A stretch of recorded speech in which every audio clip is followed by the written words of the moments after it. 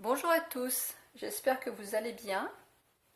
Alors aujourd'hui, une vidéo qui s'intitule C'est le moment de faire vos réserves pour l'hiver.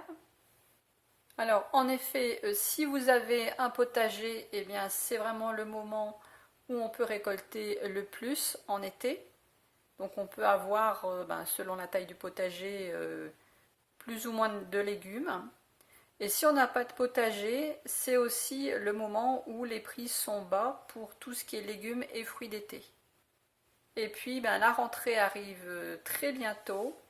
Et si on prépare un petit peu, si on fait des réserves un petit peu en avance, eh bien ça sera un gain de temps à la rentrée où en général tout le monde est un peu speedé parce qu'il y a plein de choses à faire. Alors j'ai fait une sélection pour vous aider, une sélection de recettes qui sont sur ma chaîne. Je vous mettrai bien sûr tous les liens dans la description, vous pourrez cliquer dessus pour accéder directement aux vidéos. Pour ceux qui suivent ma chaîne régulièrement, vous savez que j'aime particulièrement la congélation pour ce qui est de faire un petit peu des réserves en avance. Donc la première vidéo que je vais vous mettre, c'est la vidéo numéro 10, congeler de la soupe en bocaux, méthode économique. C'est une méthode que j'utilise très très souvent. C'est vraiment très, très facile à faire. Il suffit juste de connaître 2-3 petites astuces pour ne pas faire d'erreur. Ensuite, nous avons la soupe de carottes, simple et rapide à faire.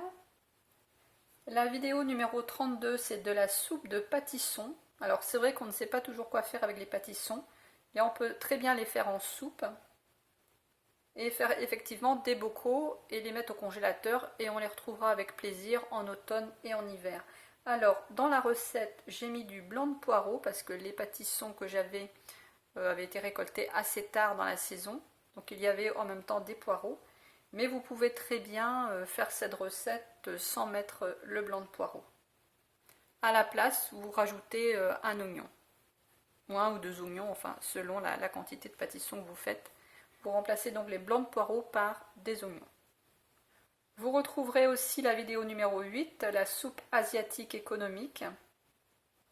Donc à base de brocolis, de carottes et de champignons et de riz. La vidéo numéro 31 qui est une soupe de courgettes. Alors c'est vraiment la saison, il y en a plein en ce moment dans les potagers, dans les magasins aussi. Elles sont pas très chères. Donc on peut en faire en avance et la congeler, la retrouver avec plaisir pendant l'automne et pendant l'hiver. Vous avez aussi la vidéo numéro 7 qui est la soupe de butternut au lait de coco. Alors, si vous n'avez pas de butternut, moi j'ai remarqué en ce moment dans les magasins, il y a déjà les potimarrons.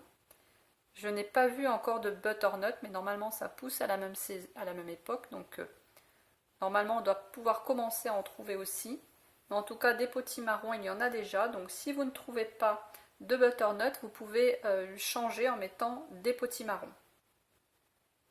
Le goût est à peu près identique. J'ai sélectionné aussi la vidéo numéro 42 qui s'appelle Comment découper facilement un potimarron. C'est vrai que ça vous sera utile aussi parce que c'est pas toujours facile de découper un potimarron, mais il y a des techniques très simples pour le faire. Et donc la vidéo 42 vous intéressera si vous souhaitez justement faire de la soupe de potimarron. Alors, on peut aussi faire de la sauce et du bouillon de tomate. J'ai donc sélectionné la vidéo numéro 28. Parce que vraiment là, les tomates en ce moment, elles sont pas chères du tout. J'ai sélectionné aussi la vidéo numéro 46, tartinable de poivrons rouges. Donc c'est l'époque des poivrons. Si vous ne trouvez pas de poivrons rouges, vous pouvez le faire aussi avec des poivrons jaunes. Bon, évitez quand même les poivrons verts parce que ce sont des poivrons qui ne sont pas mûrs. Donc c'est pas très bon.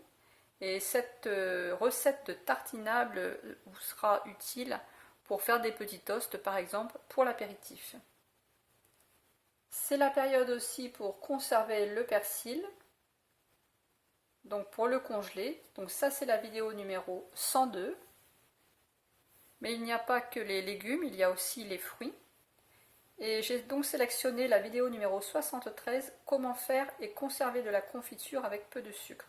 Et donc je vous explique dans cette vidéo comment conserver la confiture en la congelant, ce qui permet de mettre très peu de sucre. Voilà, alors ça c'est toutes les recettes, les vidéos que vous pourrez retrouver sur ma chaîne.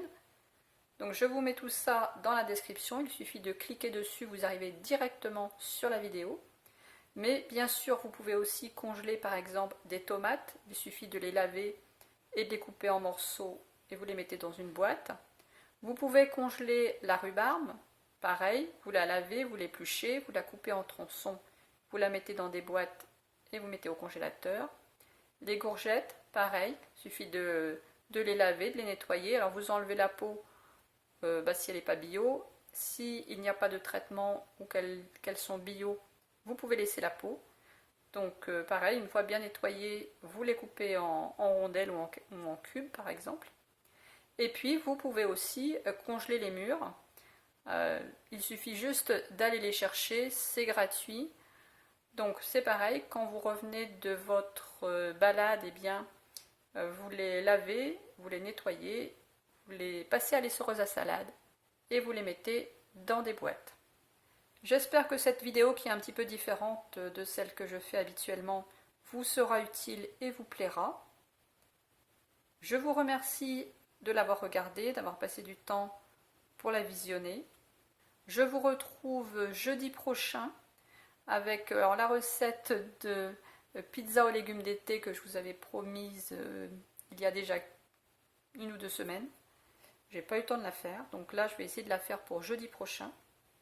Si cette vidéo vous a plu, eh bien merci de vous abonner si ce n'est pas encore fait.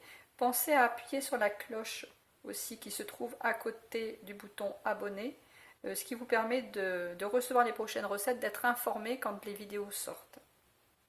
Et puis bien sûr, merci pour vos likes, merci pour vos commentaires, merci pour vos partages.